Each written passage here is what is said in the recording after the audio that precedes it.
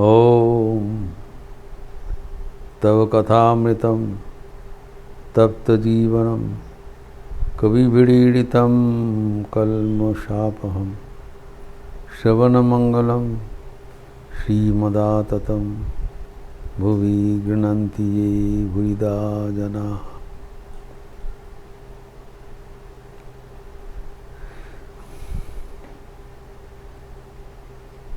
कोलकाता में नंद बसु के भवन में श्री रामकृष्ण भक्तगण के बीच सत्प्रसंग कर रहे थे।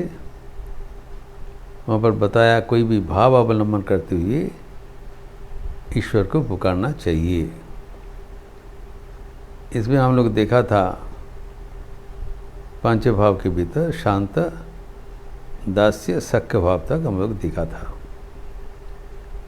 एवं श्री रामकृष्ण स्वामी विवेकानंद के बीच जो अनूठा सख्य भाव था उसका हम विस्तृत चर्चा किया है।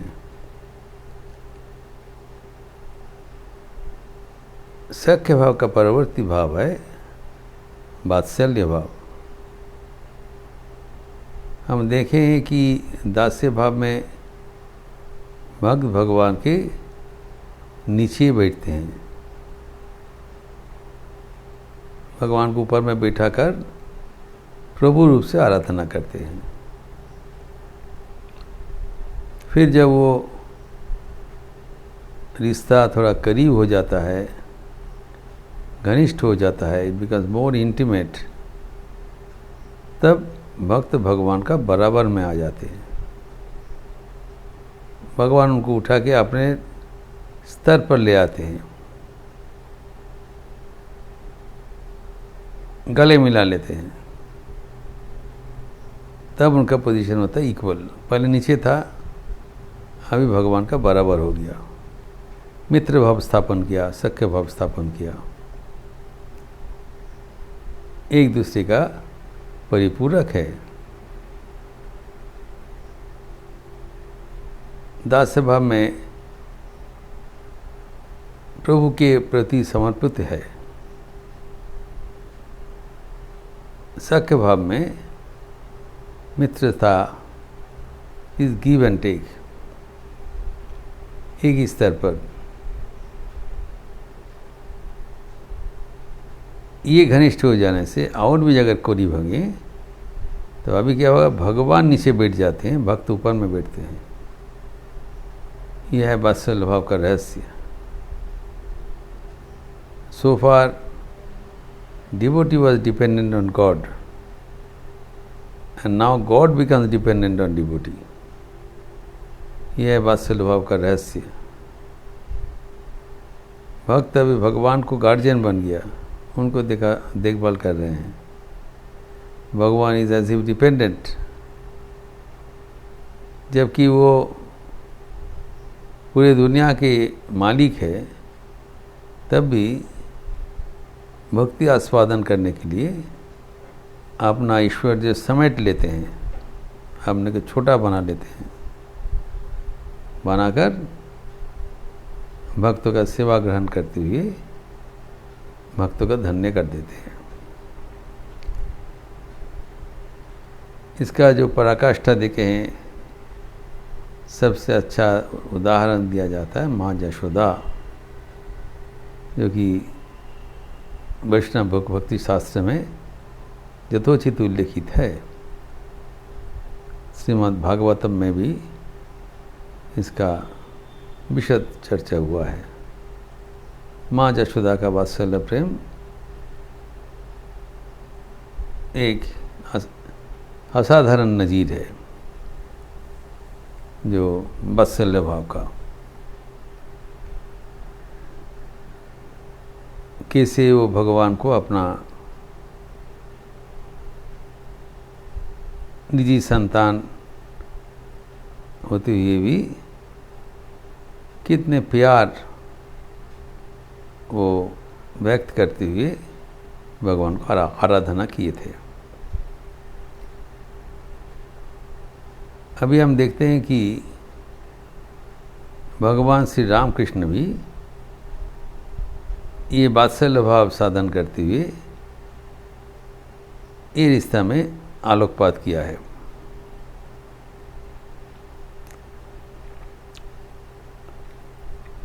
एक विचित्र संवाद भगवान श्री रामकृष्ण के जीवनी में हम देखते हैं। जटाधारी का आगमन। जब ठाकुर की तंत्र साधना में सिद्धि लाभ हो गया, तब वो वैष्णव धर्म के अनुसार वात्सल्य भाव एवं मधुर भाव में साधन किए थे। वात्सल्य भाव में जो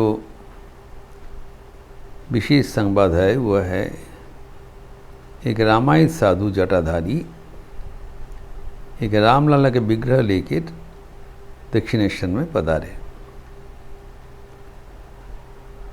और रामलला एक धातु मूर्ति को पूजा करते थे। सब आदमी देखते पूजा करते हैं, उसको भोग चढ़ाते थे, प्रसाद देते हैं।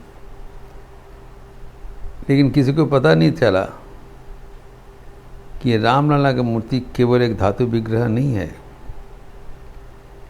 ये सिद्ध साधक है। भगवान स्वयं जीता जागता प्रकट होकर उनके साथ लीला विलास करते थे। छोटी सी बाल मूर्ति, चलता फिरता बातचीत करते, वो जीवित थे, जीवित मूर्ति। दूसरे किसी को दिखाई नहीं पड़ रहा है, लेकिन वो उनसे जीवित रूप से आराधना करते थे। जब वो ठाकुर के पास आए, भगवान का यदि कीन ऑब्जर्वेशन, तीक्ष्ण दृष्टि था, उन्होंने पहचान लिया ये कोई साधारण साधक नहीं है, ये सिद्ध साधक है। भगवान प्रकट हो गए। भगवान चलने फिरने वाला एक इंसान बन के उनके साथ लीला विलास कर रहे हैं।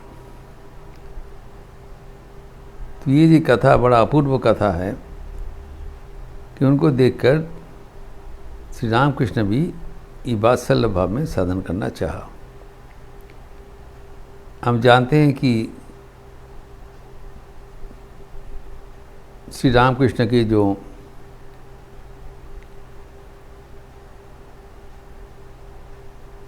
उनके कुल देवता वह रघुवीर, और रघुवीर का पूजा करने के लिए श्री रामकृष्ण उनकी अग्रज राम कुमार चट्टोपाध्याय से राम मंत्र में दीक्षित हुआ था। लेकिन उसमें रामचंद्र को प्रभु रूप से वो वर्ण किया था। अभी वो भगवान को वात्सल्य भाव में साधन करना चाहा। This is difference. वात्सल्य भाव का दो आयाम है। एक है भगवान को संतान रूप में सेवा करना, और दूसरा है आपने को भगवान का संतान रूप में देखना। वात्सल्य भाव है, दूसरा है अपत्य भाव। दोनों ही संतान भाव है। तो ये जो वात्सल्य भाव है, जहाँ पर भगवान को अपना संतान समझकर उनसे प्यार करना, ये जटाधारी करते थे रामायित साधु।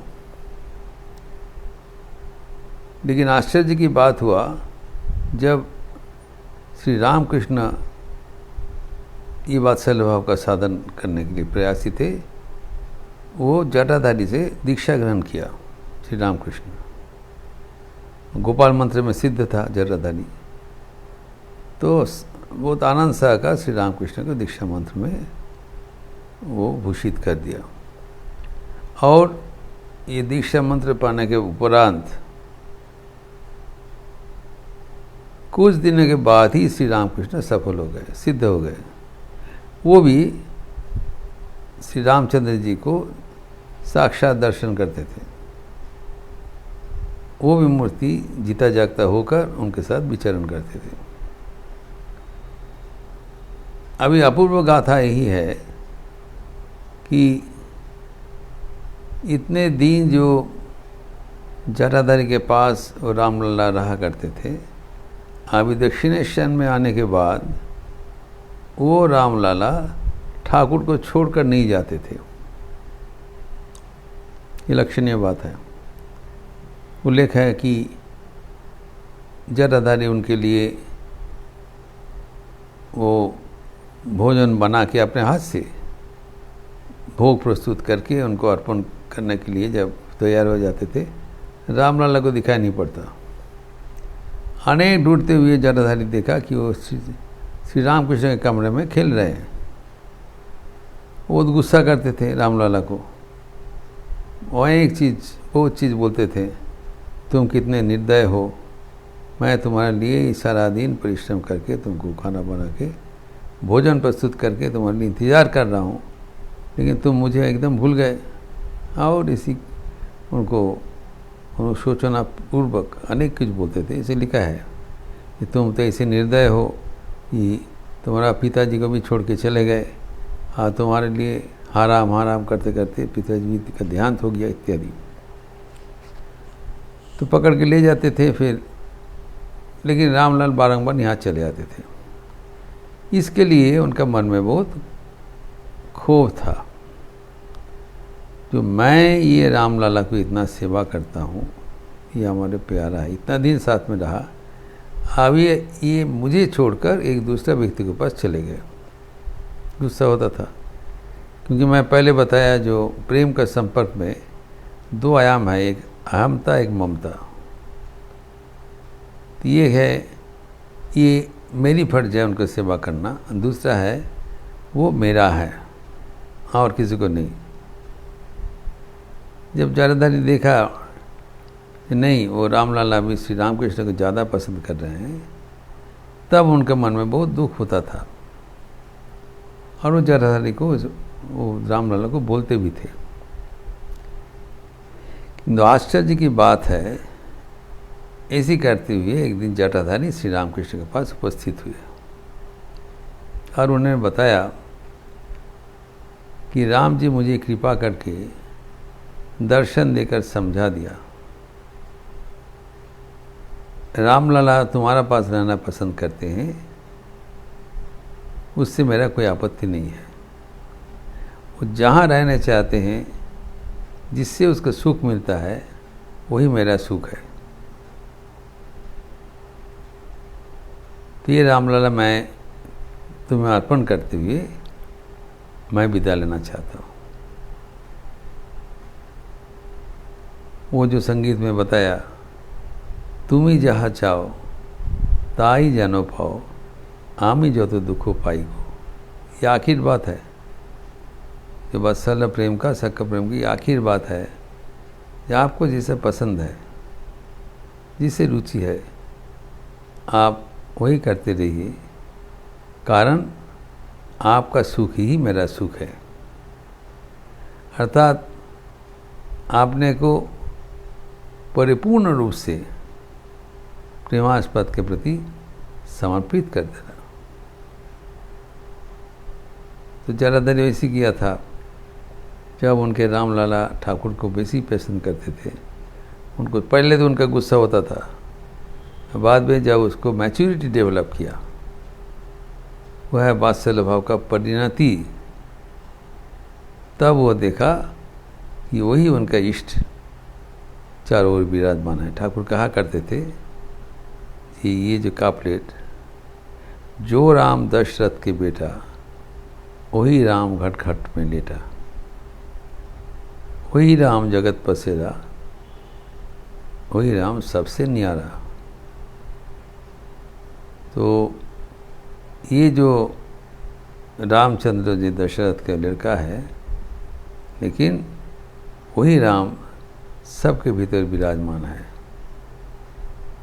जहाँ मैं देख रहा हूँ, ये राम का ही जो उपस्थिति मुझे दिखाई पड़ रहा है, यह है वात्सल्य भाव का चरम परिणति, द कल्मिनेशन ऑफ द वात्सल्य भाव। और जब जटाधारी को ऐसी बोध हुआ, तब मेरा इष्ट का ही सुख में मेरा सुख है। वो अगर रामकृष्ण को ज़्यादा पसंद करते हैं, पहले तो गुस्सा होता था, होना स्वाभाविक है, लेकिन बाद में जब उसका जो वात्सल्य भाव को परिपूर्णता हुआ, क्योंकि मैच्योर, तब उनको खुशी खुशी से अर्पण करते हुए, ये चरम त्याग है। जो हमारा सबसे प्यारा है, इतना दिन साथ में रहा, जिसके बिना हम एक मुहूर्त रह नहीं पाते, अभी उसी को इस सानंद चित्त में उसी को ही हम किसी को प्रास अर्पण करते हुए हम चले जा रहे हैं। अर्थात वो अभी सर्वदा मेरा हृदय में विराजमान रहेंगे। जिसको हम हमारा साथ रख के इतना दिन साधन भजन किया, मैं अभी उसके साथ एकात्म हो गया। हमारे बीच और कोई विच्छेद संभव नहीं है। They become inseparable. ये और प्रेम का और भी परिणत अवस्था है, जब प्रेमास्पद के सुख में अपना सुख दर्ज कर दिया। तो जटाधारी श्री रामकृष्ण को वो अपना विग्रह समर्पण करके चले गए, एवं श्री रामकृष्ण उसके बाद राम जी के साथ अनेक लीला किया था, जिसका उल्लेख है वात्सल्य भाव में। ये अनूठा एक प्यार का रिश्ता है, जिससे हम भगवान को अपना संतान समझकर प्रेम निवेदन करते हैं। ये भाव में भगवान के साथ भक्तों का जो भाव राशि है, इसको और भी संप्रसारण करते हुए हम अगले दिन चर्चा करेंगे। ओम शांति शांति शांति। हरि ओम तत्सत। श्री राम कृष्णार्पणमस्तु। आज मंगलवार का अवसर है, शाम को संध्या ऋतु के उपरांत हनुमान चालीसा होगी। आप लोग सब स्वागत है। अच्छा रहिएगा, स्वस्थ रहिए, आनंद में रहना। नमस्कार।